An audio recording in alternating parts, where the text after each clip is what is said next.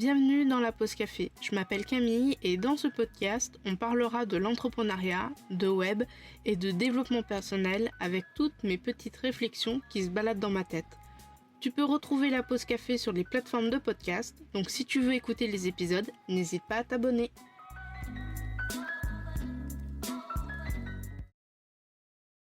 Hello et bienvenue dans un nouvel épisode de podcast, je suis très contente de te retrouver aujourd'hui.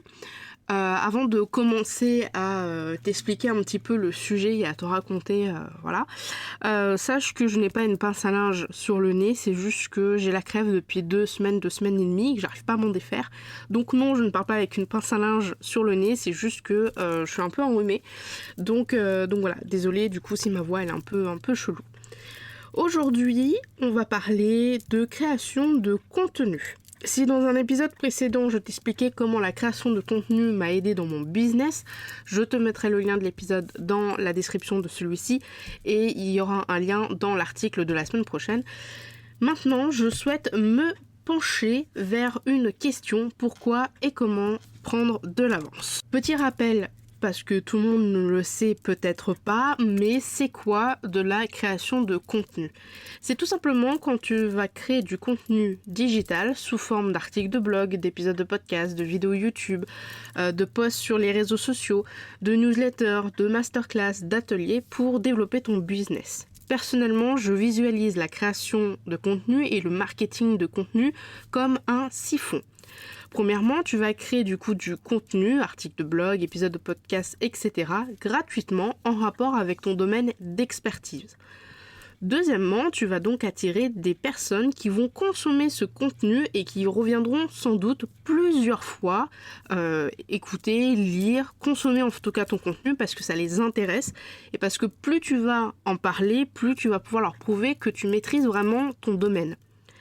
Et c'est là que la création de contenu est quand même super intéressante parce que ces personnes-là, quand ils vont voir que tu es vraiment expert ou experte dans ton domaine, ils vont devenir de potentiels prospects à qui tu vas pouvoir vendre tes produits ou tes services.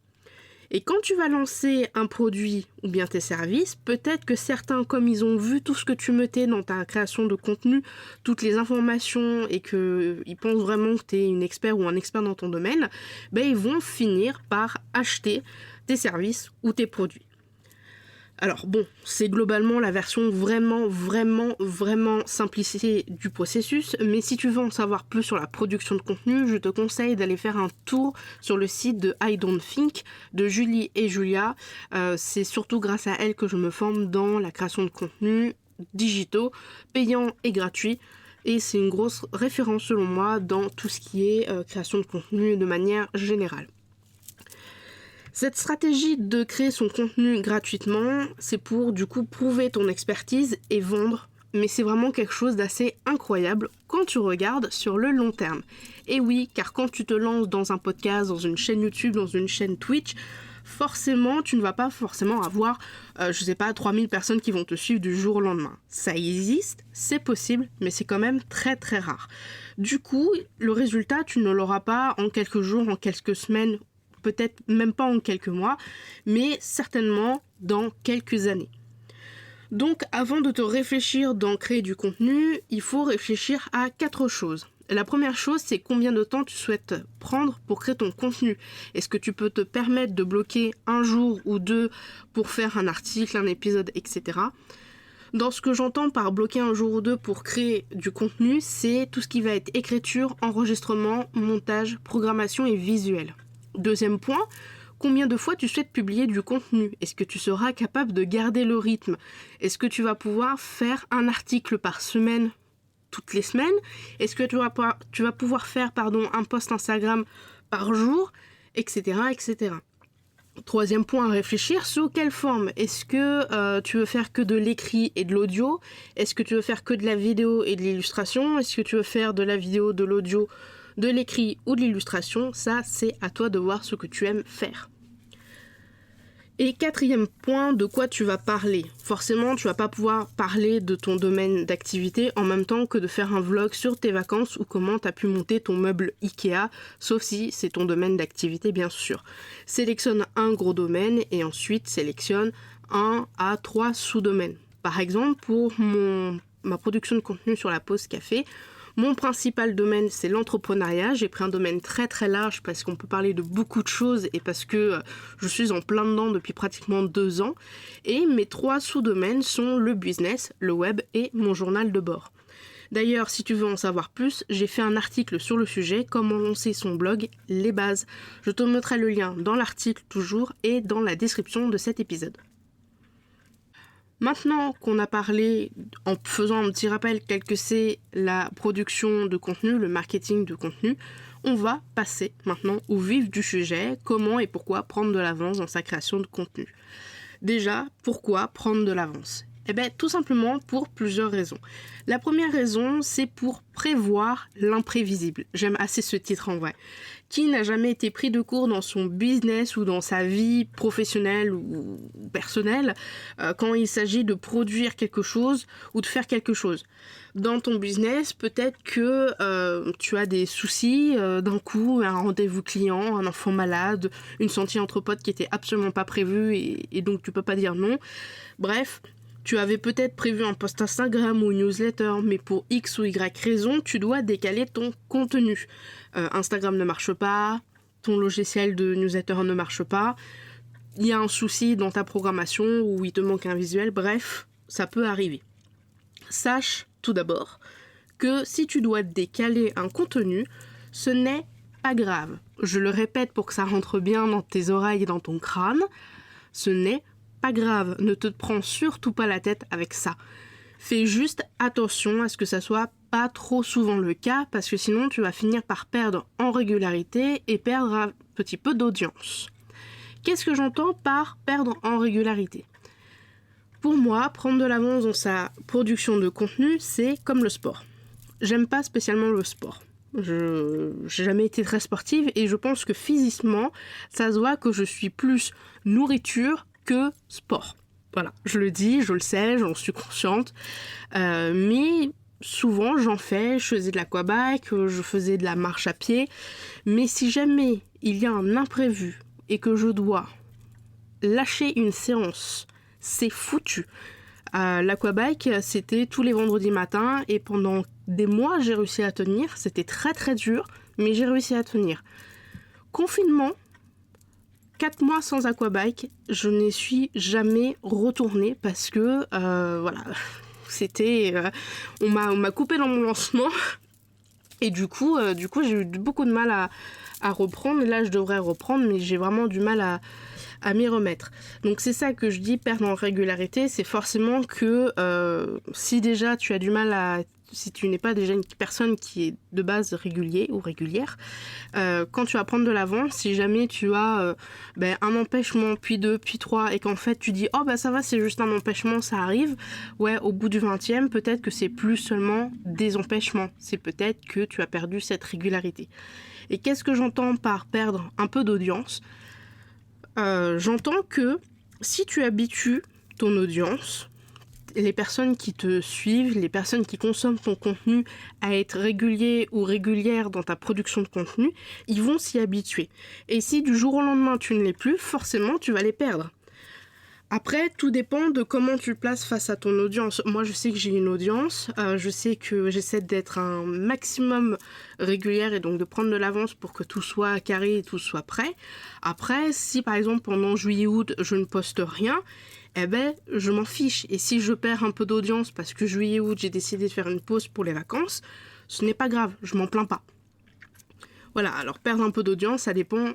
par où est-ce que tu te places, est-ce que ça te met vraiment dans la panade de perdre un petit peu d'audience, ou est-ce que au contraire, tu sais qu'il y a des gens qui vont partir, mais tu sais très bien qu'il y en a d'autres qui vont revenir. Donc c'est ça que je disais par rapport à perdre un peu d'audience.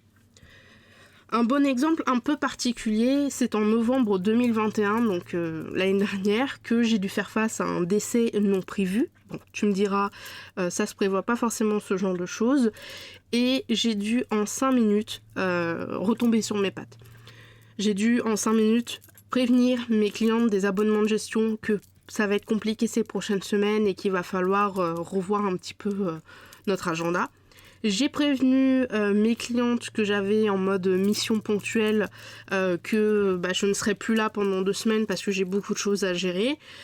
J'ai dû décaler, j'ai même supprimé des rendez-vous, j'ai déplacé des clientes vers d'autres prestataires parce que je pouvais pas leur dire faut vous attendre 3 semaines, et elles étaient c'était des clientes très très pressées, donc voilà, certainement qu'en novembre j'ai perdu des clientes, mais là où il y a un point où j'étais assez contente, c'est que dans ces moments-là, ma création de contenu, j'en avais strictement rien à faire, donc ça m'a pas traversé l'idée de me dire oh là là, comment je vais faire pour mes newsletters, oh là là, comment je vais faire pour les épisodes de podcast.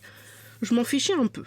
Et d'autant plus que je m'en fichais parce que je savais que j'avais pris de l'avance, et du coup ça m'a enlevé un poids dans toute cette pression de dire à mes clientes et à celles que je pouvais avoir après, non, je peux pas, j'ai eu un souci, vraiment je peux pas décaler, je peux pas décaler mon urgence en tout cas. Et du coup, en fait, le fait de ne pas avoir à se soucier de ta production de contenu parce que tu as pris de l'avance, parce que tu t'es organisé, finalement, ça a enlevé un poids et j'y ai même pas pensé. Deuxième point du pourquoi prendre de l'avance, c'est pour suivre ce dont tu veux parler. Avoir de l'avance a un autre avantage, c'est de suivre les sujets que tu souhaites partager. Lors d'un lancement d'un produit ou d'une ressource, qu'il soit payant ou gratuit, avoir de l'avance est la clé pour pouvoir voir et suivre ce que tu dois partager pour le mener à bien. Parfois, personnellement, j'ai des idées de sujets qui me viennent et avoir de l'avance me permet de voir quand il sera le plus judicieux de vraiment t'en parler. Sur Instagram, en newsletter, dans le podcast ou bien sur le blog.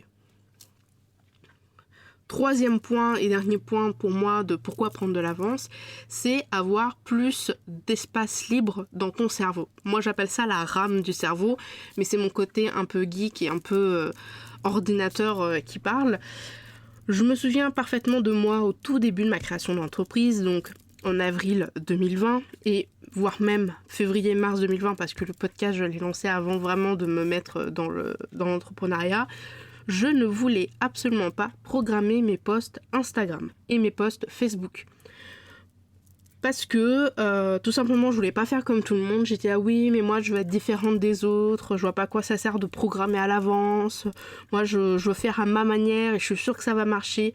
Ouais, le problème c'est que mon cerveau était tout le temps en ébullition. Je ne savais pas vraiment quand est-ce que je pourrais publier mon contenu, à telle date, si j'allais pouvoir le mettre à l'heure où je voulais. Je stressais aussi quand j'étais dans les développements de mes premiers projets clients parce que ça me prenait vraiment tout mon temps et je me disais mais je vais jamais réussir à faire le podcast, les posts Instagram, les newsletters et mes projets clients, donc mes productions de prestations, c'était vraiment le bordel. Et pour te dire à quel point c'était le bordel, mes posts Instagram, ils étaient dans un bloc-notes sur mon téléphone, avec les visuels sur mon téléphone, et je faisais du copier-coller, je publiais comme ça à la main, et ça a été vraiment infernal. Et on nous vient souvent à une notion clé, le temps. Parce que je n'avais plus le temps, et il n'y avait qu'une seule chose qui comptait, c'était les projets de mes clientes en fait. Donc, je me suis dit, je peux pas développer mon entreprise comme si j'avais rien et travailler pour mes clientes. Parce que mon cerveau, il n'arrivait pas à se couper en deux. Donc, au final, j'ai dû prendre de l'avance sur tout ce que je pouvais quand j'avais des périodes, ce que j'appelle creuses, c'est-à-dire quand j'ai pas de projet client. Alors, quand je dis projet client, je parle pas des abonnements de gestion parce que je travaille avec les abonnements de gestion toute la semaine, tous les jours et toute l'année. Mais en termes de création de site internet, intégration ou refonte, quand je n'ai pas ça dans mon agenda, dans mon emploi du temps, je travaille pour mon entreprise. D'ailleurs là, en décembre et en janvier 2021, j'avais très peu de projets clients, donc j'ai commencé à travailler sur l'accompagnement, sur de futurs projets, sur ma création de contenu, sur mes posts Instagram et sur ma communication.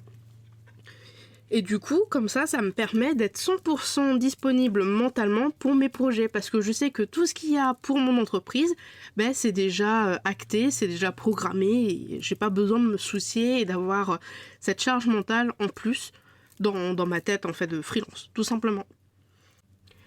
Après avoir parlé du pourquoi prendre de l'avance, on va parler du comment le prendre, cette avance. Et je vais te donner plusieurs conseils pour pouvoir prendre de l'avance sereinement sans te mettre une pression de dingue. Premièrement, bloque-toi un créneau dans ton agenda. Avant toute chose, bloque-toi un moment dans ton agenda pour ta création de contenu. Un peu comme si c'était un rendez-vous client. Tu peux bloquer le temps que tu souhaites, ça peut être 1 heure, 2 heures, 4 heures, c'est toi qui vois. Personnellement, je pense que 2 heures par semaine, c'est le minimum. Pour moi, pour créer le contenu, donc le rédiger, le mettre en forme, c'est-à-dire passer à tout ce qui est correction, et le programmer, donc faire le visuel, le programmer, peut-être pour tout ce qui est article de blog, s'occuper des épingles, etc., etc. Ensuite, à toi de voir si tu préfères bloquer 2 heures par semaine pour travailler ton contenu ou bien tout faire en même temps en une seule fois, mais peut-être sur plusieurs jours. Moi, personnellement, je fais bien plus que 2 heures par semaine. En général, c'est le soir. Et je fais l'écriture et le sujet en une seule fois. Et ensuite, souvent, le dimanche soir, je fais les visuels et je programme. Il y en a certains qui préfèrent faire du batching, c'est-à-dire faire tous les visuels d'un coup, toute la rédaction d'un coup, toute la correction d'un coup. Moi, je fonctionne un peu entre mi-temps, c'est-à-dire que, par exemple, je vais faire 3 postes de rédaction, mais peut-être que je vais aussi faire les visuels en même temps. Peut-être que je vais faire un post ce soir et peut-être que je vais faire un post le lendemain. Ça dépend un petit peu de mon inspiration et ça dépend aussi un petit peu de mon envie. Mais je connais des gens qui font du batching, donc qui font tout en même temps. C'est-à-dire que s'ils ont 3 épisodes de podcast à enregistrer, ils enregistrent les 3. Le lendemain, ils montent les 3 et le surlendemain, ils programment les 3. Moi, pour les épisodes de podcast, en tout cas, je fais tout d'un coup, c'est-à-dire que j'enregistre, je monte, je programme et je fais les visuels dans la même journée. Et c'est bien pour ça que, en général, je réserve une après-midi pour les créations de mes épisodes de podcast, parce que l'air de rien, ça prend quand même un petit peu de temps.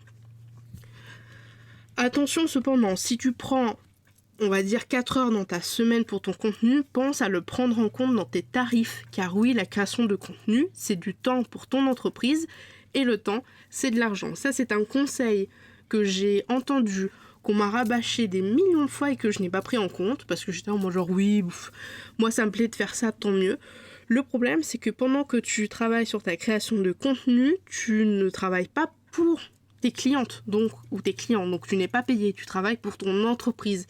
Et la création de contenu, c'est aussi une stratégie marketing pour récupérer des clients. Donc pense à inclure ça dans tes tarifs.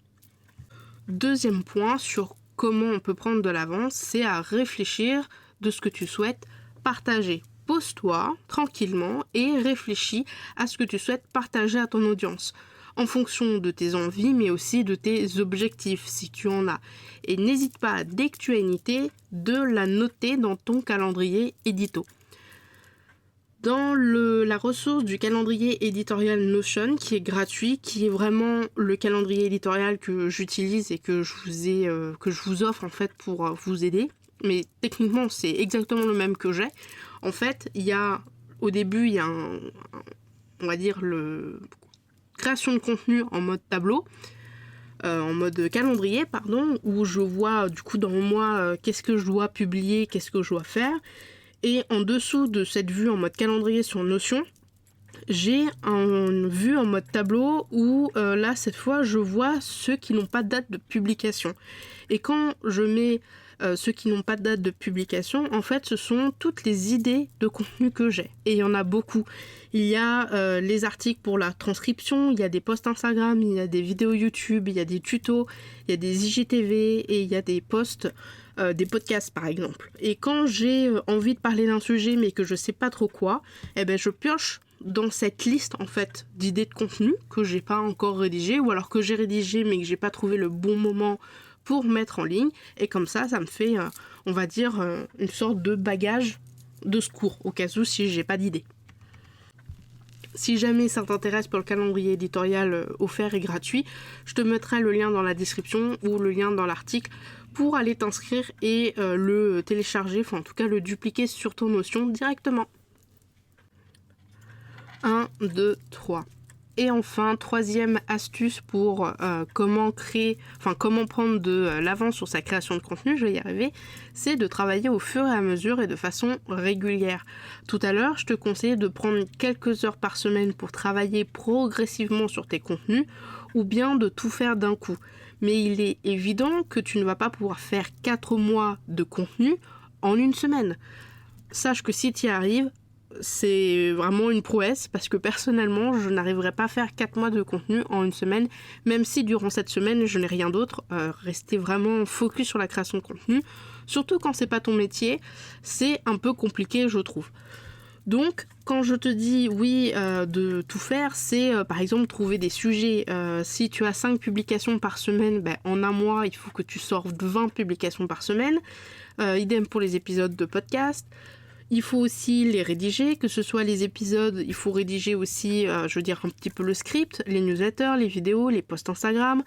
Et il faut aussi, bien sûr, les mettre en forme, c'est-à-dire les corriger, faire les visuels, les programmer, etc., etc. Après, tout dépend du nombre de fois que tu souhaites publier. Personnellement, je fais 3 posts par semaine et maintenant, j'ai réduit un petit peu la cadence. Il y a certaines semaines où il n'y en a que 2 ou voire même un seul.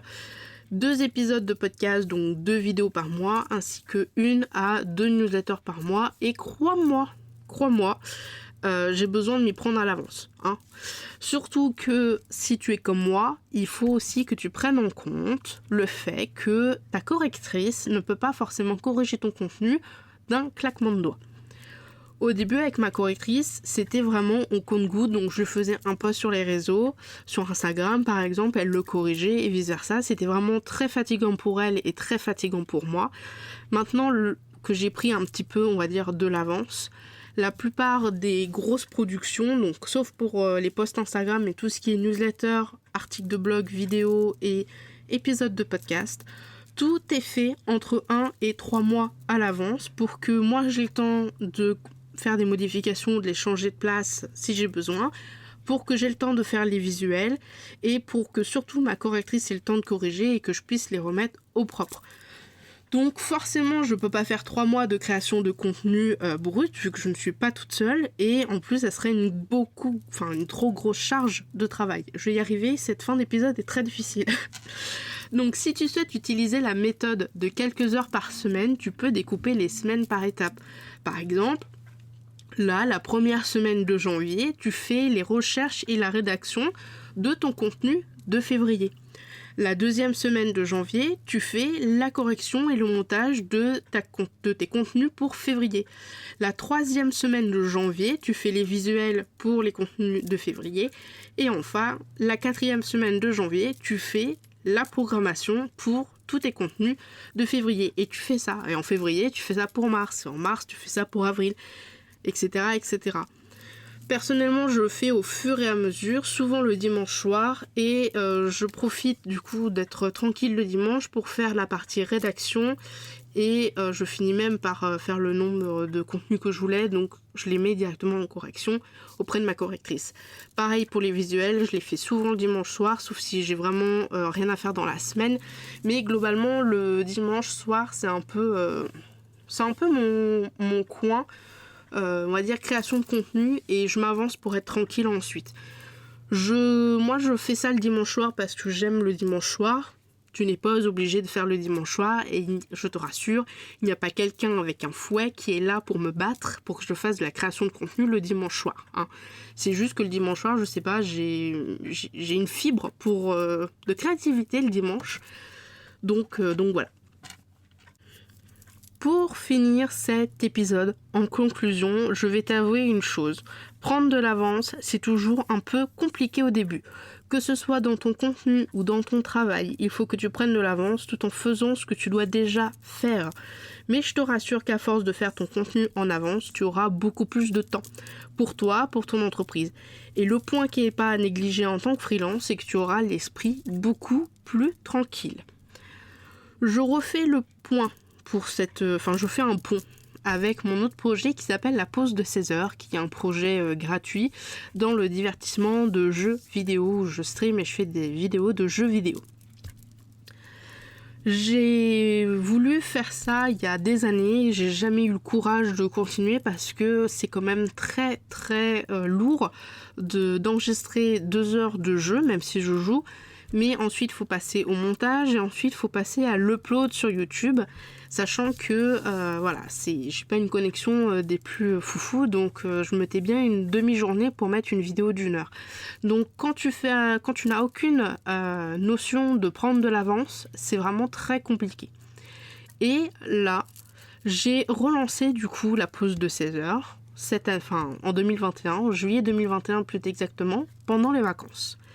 Et j'ai tellement pris d'avance que tous les jeux que j'ai faits de juillet jusqu'à décembre, en fait, ce sont les jeux qui vont être mis sur ma chaîne YouTube pour 2022. Et le fait d'avoir cette avance, c'est-à-dire le fait de savoir que mes vidéos sur YouTube, elles sont programmées, par exemple, jusqu'en mars 2022, ça m'enlève un poids, j'ai pas besoin de me dire ok, donc là je travaille pour mon entreprise, mais attention, la semaine prochaine j'ai des vidéos à mettre, et je suis pas stressée en fait, ça m'enlève d'un poids, et du coup je peux me concentrer sur mes streams, je peux me concentrer sur ma communication pour ce projet-là, et je peux aussi me concentrer sur ma vraie entreprise. Et du coup j'ai plus de temps, je suis moins sous pression. Donc en fait, prendre de l'avance dans ta création de contenu, t'es même pas obligé d'avoir cette notion de création de contenu pour ton entreprise. Tu peux très bien avoir un projet à côté comme moi avec la pause de 16 heures et vouloir prendre de l'avance. Ça peut aussi marcher dans ta vie perso. Par exemple, je sais que des fois, je dois aller faire des courses. Les courses, je les fais en avance. Comme ça, le moment où il fallait faire les courses, je suis libre et du coup, je peux faire autre chose. Prendre de l'avance, c'est toujours compliqué au début. Et c'est ce que je te disais dans la conclusion, parce qu'au début, en fait, tu travailles beaucoup. Quand tu n'as aucune avance, tu travailles pour publier le jour, donc la semaine, imaginons, là je commence à prendre de l'avance, donc forcément il va falloir que je fasse mon contenu pour cette fin de semaine, donc ça va être le rush, mais il va aussi falloir que je fasse le contenu pour la semaine prochaine et la semaine encore d'après. Donc oui, sur le moment, quand tu veux prendre de l'avance, tu travailles beaucoup, parce que tu as beaucoup de choses à avancer, mais quand tu as un mois de contenu, par exemple le mois de février en termes de post Instagram, il est fait, du coup là on est en janvier, je peux me dire ok, tranquille, je peux limite attendre février pour commencer mars, et j'ai pas besoin de me presser, je suis relativement tranquille de ce côté-là, et du coup je suis un peu plus détendue et j'ai une charge mentale en moins. C'est surtout ça en fait, prendre de l'avance, c'est avoir une charge mentale en moins et être beaucoup moins sous pression. Parce que certes, il n'y a personne qui va venir te frapper en disant « Ouais, t'as pas pris d'avance, t'as pas posté », mais en tant que freelance, ton cerveau, des fois, il peut vraiment devenir un poison. Ils peuvent te dire « Oh là là, t'es nul, t'as pas pris d'avance, t'as pas posté aujourd'hui, c'est pas bien », alors que pas du tout, on s'en fout. Mais prendre de l'avance, pour moi, c'est avoir l'esprit beaucoup plus tranquille, et quand tu as l'esprit beaucoup plus tranquille, t'es beaucoup plus performant ou performante dans d'autres domaines, dans tes projets clients, dans ta communication, dans ta vie perso aussi. Donc voilà, j'espère que cet épisode t'aura plu, j'espère que mes conseils t'auront un petit peu aidé à essayer de prendre de l'avance. Sache que si tu as envie de parler un petit peu de ta production de contenu et du fait de prendre de l'avance, n'hésite pas à venir me voir sur Instagram. Mon compte c'est @camille.davidp15. Et sur ce, je te souhaite une bonne semaine, une bonne journée, et sinon, bon courage dans ton business, et on se dit à bientôt. Salut.